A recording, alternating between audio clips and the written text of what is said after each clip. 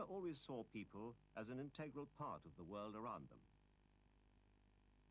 Here, looking southeast towards Hamburg, from the country cottage of the children's father, a business partner of Runge's brother, Daniel, the nearby fields and the distant city churches evoke the different ways people interact with their surroundings.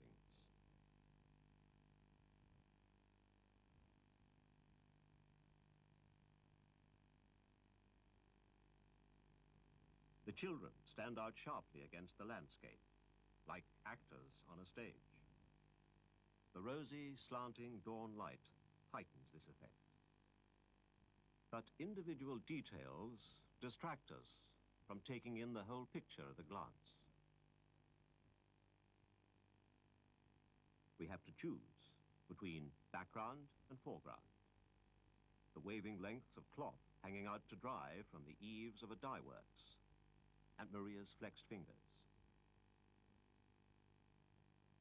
A knob on top of a fence post, and the elaborate spire of St. Catherine's. The roofs and trees beyond the nearest fields, and the heavy leaves of the tall sunflower. Runge's portraits show his freshness of vision, as do his self-portraits. Here he is in 1805, the year he painted Hülsenbeck's children. 28, happily married, financially secure through help from his businessman brother, and with a head full of ambitious artistic projects. People used to say that he appeared distracted by his own thoughts.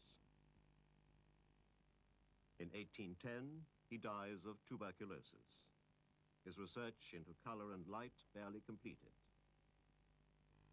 The portrait of Hülsenbeck's children looks so homely and straightforward as to need no explanation. But other pictures from this time leave behind the world we know and move to the world of Runge's imagination. This is his version of The Rest on the Flight into Egypt, a common subject in German painting, but never painted quite like this before. And here is one of the many drawings he made for a series of murals about the 4 times of day. This is morning, and this one of the first smaller versions. Runge studied color scientifically, but used it according to a symbolic system of his own. He never really shook off his parents' strong disapproval of paintings which merely record the visible, material world. So the classical tradition of allegory, as taught at the Academy of Copenhagen, appealed to him, showing him how to use figures, even children, to stand for ideas.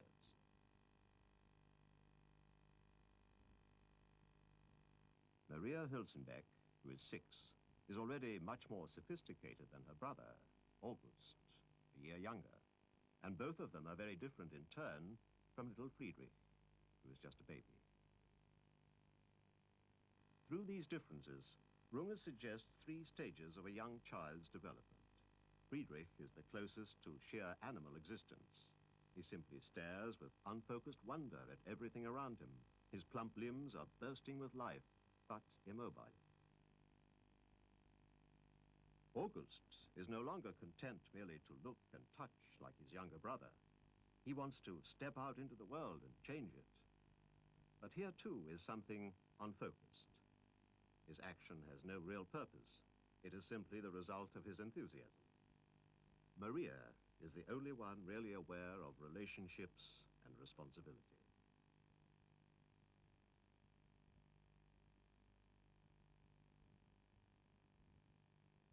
Her point of view is the closest to our own, though Runge's perceptive and unsentimental presentation of all 3 children helps us to identify with each of them. We remember what it was like to be their age. But he also invites us to see them as natural objects, following a predetermined pattern of development, just as we might see a tree or a plant. This sunflower, for example, which is shown in different stages of opening and pointing in different directions. A love of flowers first brought out Runge's talent as an artist, and flowers often play symbolic roles in his paintings. Here, the growth of the plant in response to the sunlight is a symbol of the development of the spiritual side of man.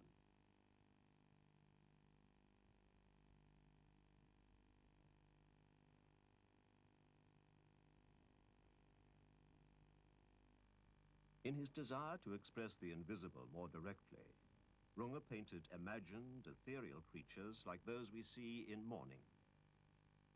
The painting of Hülsenbeck's children is more immediately appealing, because the children inhabit the real world. But there is a risk the picture may be taken simply at face value. Shortly after finishing this painting, Runge started on another large group portrait. It shows his parents in the garden of the house in his hometown, Wolgast, a Baltic seaport where his father was a successful ship owner. At the couple's feet are Runge's son, Otto Sigismund, and the slightly older Friedrich, son of his brother Jakob. The subtle difference between Hülsenbeck's three children is here replaced by the stark contrast between old age and extreme youth. In tense fingers, Runge's mother holds a rose, now shedding its petals.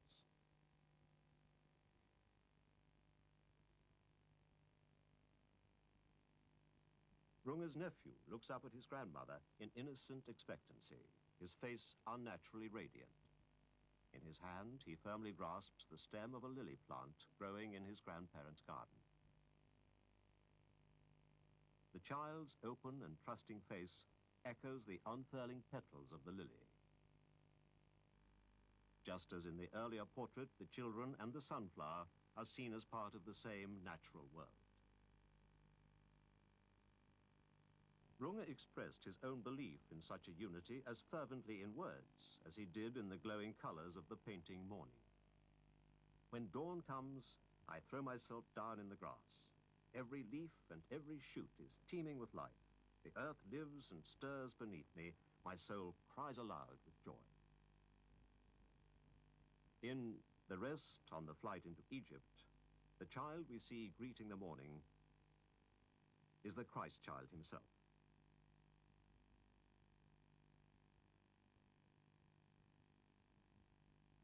But for Runge, the same Christ-like innocence was shared by all children. And in thinking this, he was very typical of his age.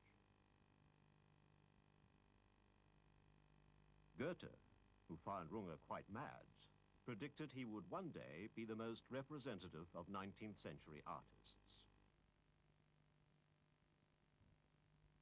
And if we just think of the optimism, energy, and self-confidence of the 19th century, so clearly portrayed in Hülsenbeck's children, we can see that Goethe was right.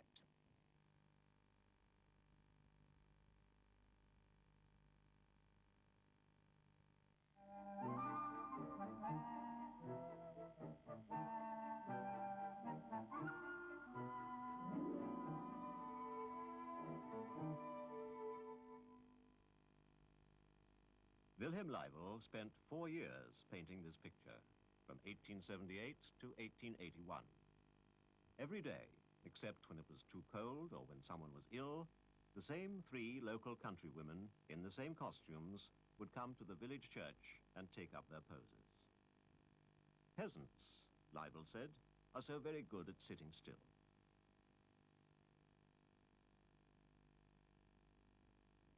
On most days, Leibl would work only on one small part of the picture, for example, one of the faces.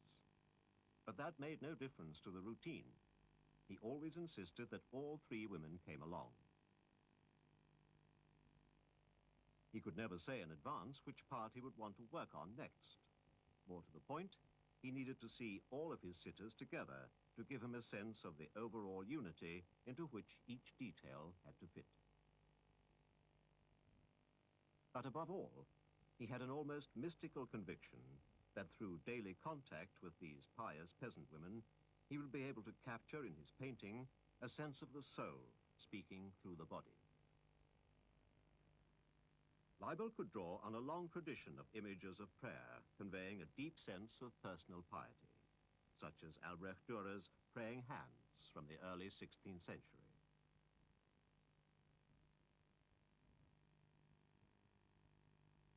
He was also aware of how hands could give away mood or character, even when the well-practiced mask of facial expression hid it.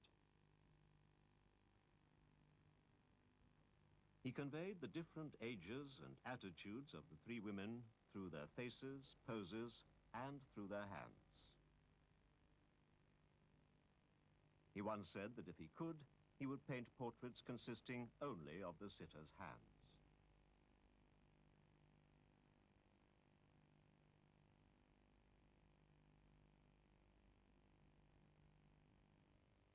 It was not easy for Leibl to get to know country people. He was a city man, born and brought up in Cologne, and completing his studies in Munich. He was genuinely disillusioned with city life, but he never really settled elsewhere. The peasants, their customs and costumes, always remained foreign to him, but he was able to observe them with the naive objectivity of a true outsider.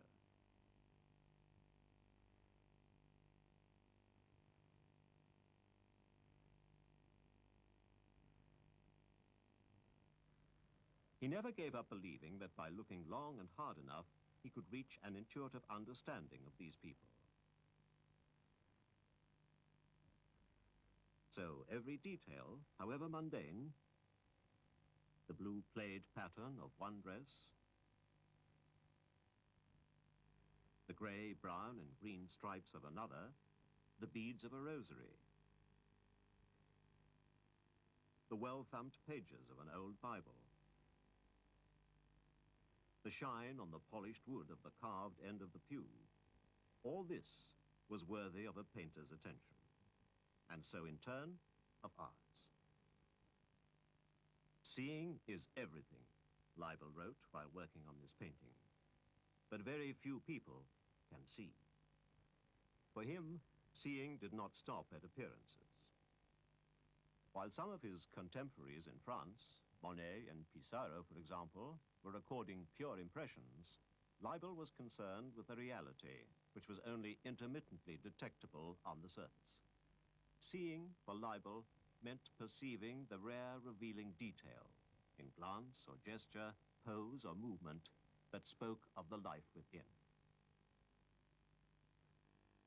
In Three Women in Church, Leibl came the nearest to achieving his aim.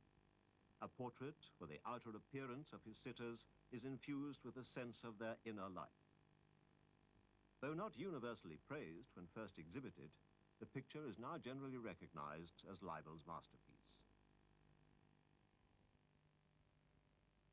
It is still possible to visit the setting of Leibl's picture, the pews in the nave of the small church in the Bavarian village of Böblingen. The church interior is much lighter and less claustrophobic than we would have imagined, looking at Leibl's painting. White and gold predominate. Decoration is elaborate. The atmosphere is serene, but grand and rather cold. A congregation of simple peasant folk would feel ill at ease here. But the rustic piety Leibl captures so well does seem at home in the heavy, dark wood of the pews, carved, probably by local craftsmen, in a more sober version of the Rococo frills and spirals seen above.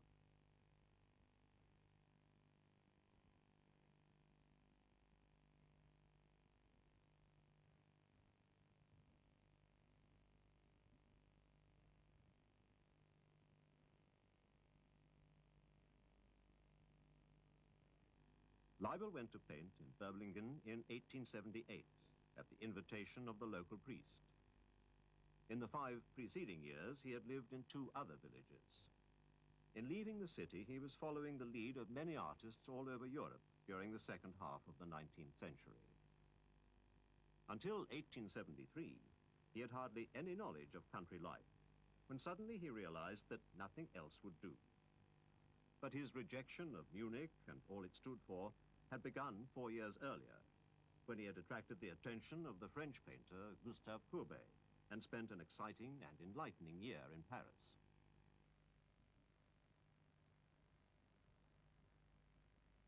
After his return, he quickly progressed from the competent but hardly memorable portraits, like this one of his aunt Helena Leibl, produced while still a student at Munich Academy. Moving from the city marked more than simply an increase in skill.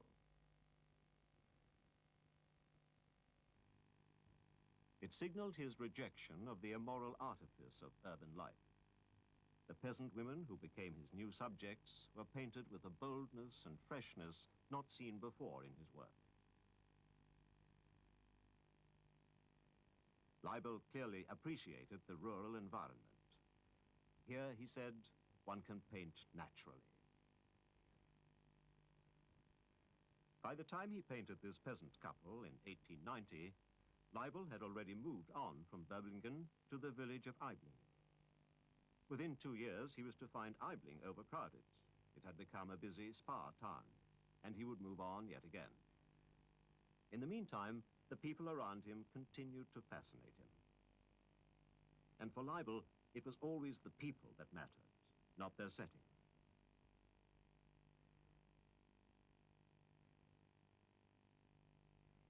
Unlike most other artists who worked in rural surroundings, Jean-François Millet, for example, and the other artists in the French village of Barbizon, Leibl never painted peasants at work in the fields.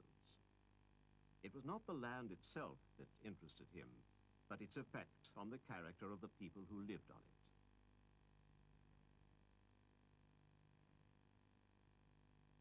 Leibl pursued the soul of the peasant up to the very end of his life. This painting dates from 3 years before his death in 1900. By the 1890s, his technique had changed a good deal. The brush strokes were looser, the color lighter. But his central concerns were the same. In Paris, Leibl's Three Women in Church was hailed as the work of a new Holbein. It is true that these carefully placed figures seem less like individuals than archetypes. But Leibl was most pleased because his work appealed not only to experts, but also to the local people. Several peasants came to look at it just lately, he wrote to a friend. They instinctively folded their hands in front of it, and then one of them said, "Now that's the work of a master."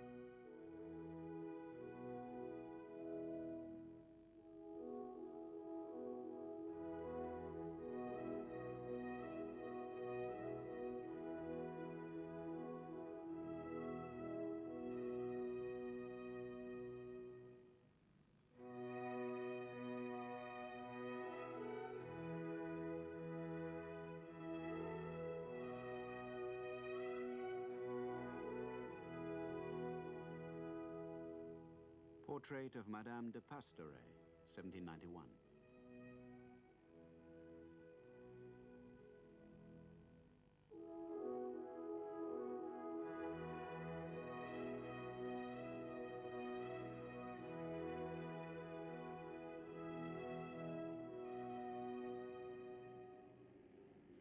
But the backgrounds are troubled, and some of the works are unfinished.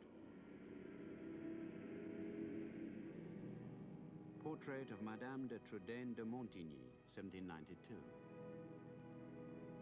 Madame de Trudaine went to the guillotine with her husband.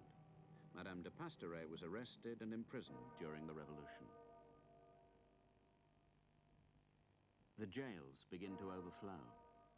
At the women's prison of Saint-Pélagie,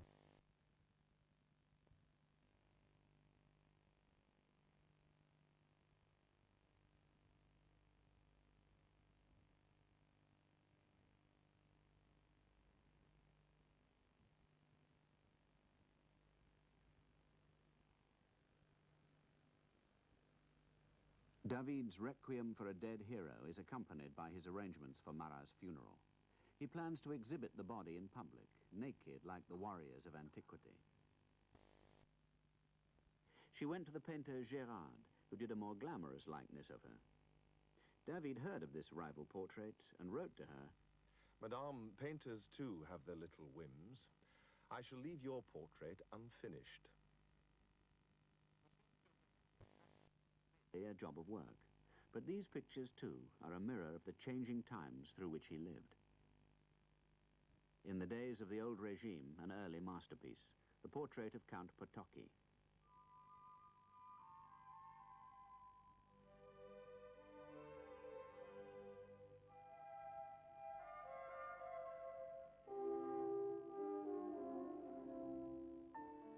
From the same period, the celebrated architect Des Maisons, surrounded by the instruments of his profession and dressed like an aristocrat.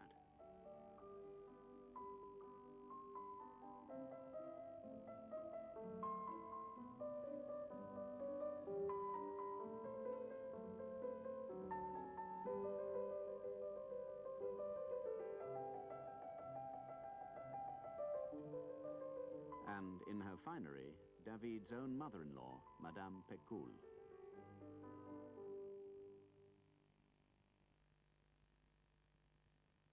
The family of Camille Desmoulins.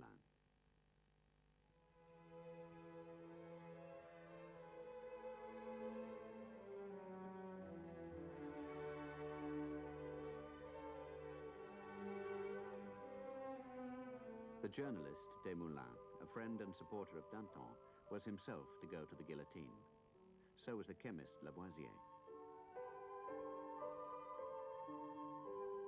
During the Revolution, David works entirely for the state, portraits of its heroes and martyrs.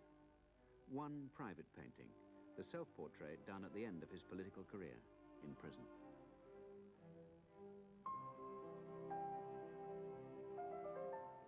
And at the end of the Great Terror, a new mood under the government of the Directoire, and David returns to his work as a portraitist of friends and patrons.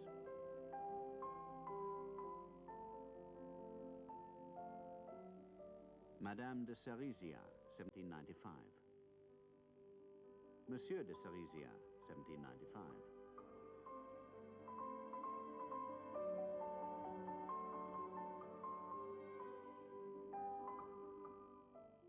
1799, the new sense of freedom reflected in the flowing robes of Madame de Vernignac. Her younger brother, born the year before, is called Eugène de la Croix.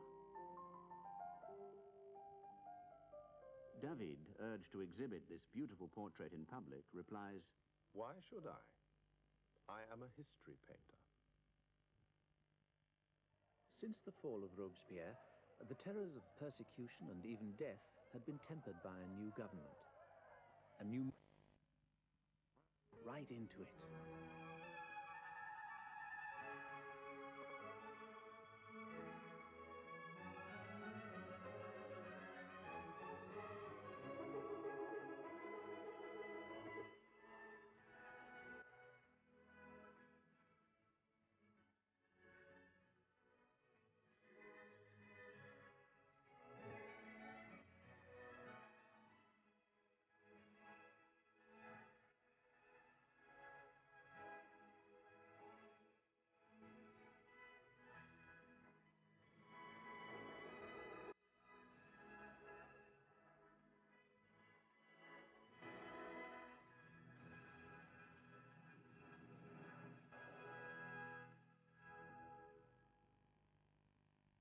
Monsieur David worked for 3 years on this picture with a scrupulous attention to detail. He invited many of the participants to his studio during the months following the ceremony to sit in costume for their portraits. When they could not attend in person, he asked them to send him miniature paintings of their faces to copy.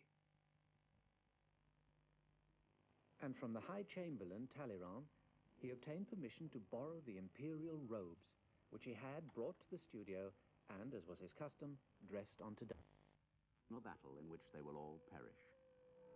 David said, I want to paint what the Greeks saw as that moment of absolute calm before or after the crisis.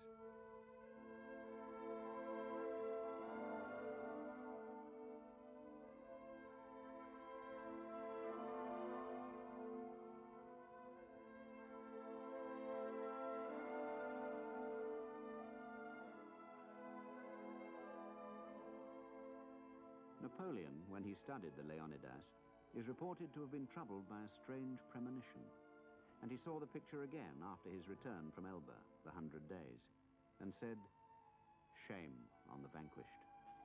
Von Kaulbach is hardly a household name, yet in mid-19th century Munich he produced one of the most famous pictures of the day and was regarded as the living spirit of no less than Raphael. This huge picture, more than 40 square yards of it, is gloriously entitled The Destruction of Jerusalem by Titus, an event that had taken place nearly 1800 years earlier in 70 AD. Kaulbach was not an artist of modest ambitions, nor, as you can see, a man to wear his genius lightly.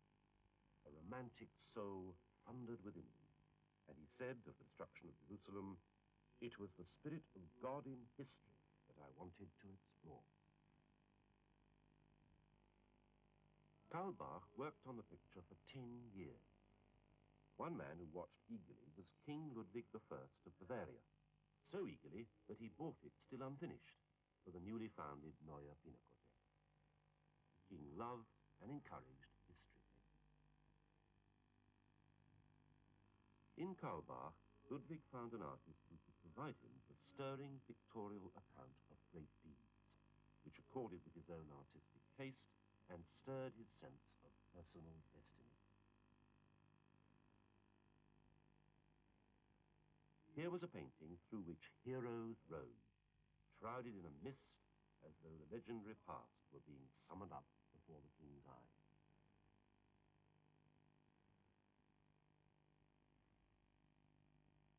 The significance of these trumpets of fame under the Roman standard was more than it may seem. Kaulbach completed a whole cycle of history painting for royal German patrons, culminating in the victory of the Reformation over Catholicism.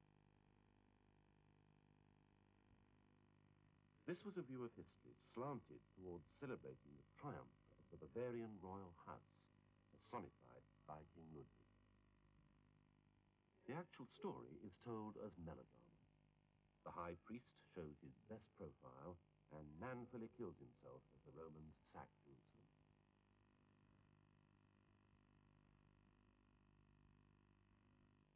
Three figures wreathed in snakes are driving out of the city a figure who is already the eternal wandering Jew, baring his breast to faith.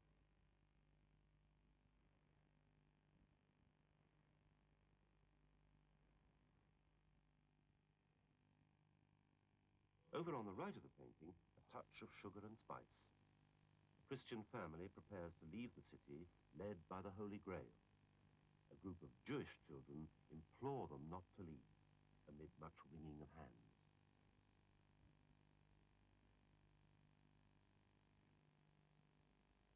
Kaulbach fancied himself looking back to the most famous of all history paintings, the vast murals by Raphael in the Vatican in Rome from the early 16th century. The expulsion of Heliodorus from the temple was one painting that Kaulbach clearly had in mind.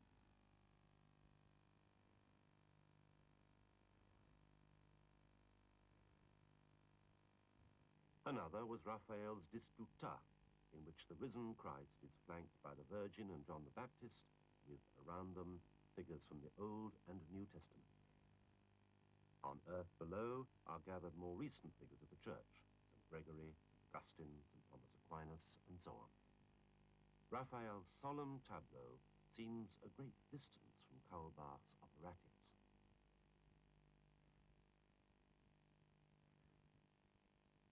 What fills that distance between them is the Romantic movement.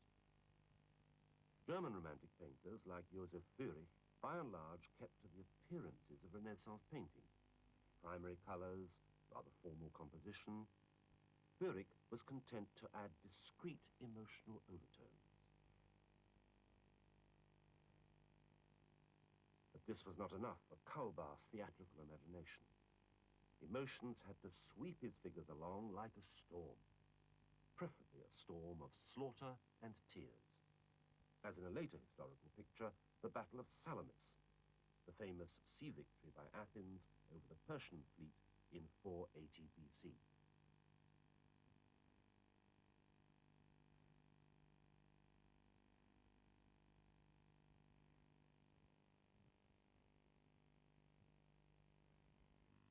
Kaulbach never lost fondness for greys and ghostly whites, which he showed in the picture that won him his first fame, the destruction of Jerusalem. So what was its enormous appeal? Today it feels beached in the past. Taste has veered away from this kind of bloodless opera. But then, before Manet, Van Gogh, Gauguin, Matisse, Kandinsky, and so on, this could have seemed the way art was going, conjuring up a stage where cataclysmic events could play upon the imagination. It was a view of art coloured by an obsession with the violent march of history, a march that was seen to lead inexorably to the glories of contemporary Bavaria. The destruction of Jerusalem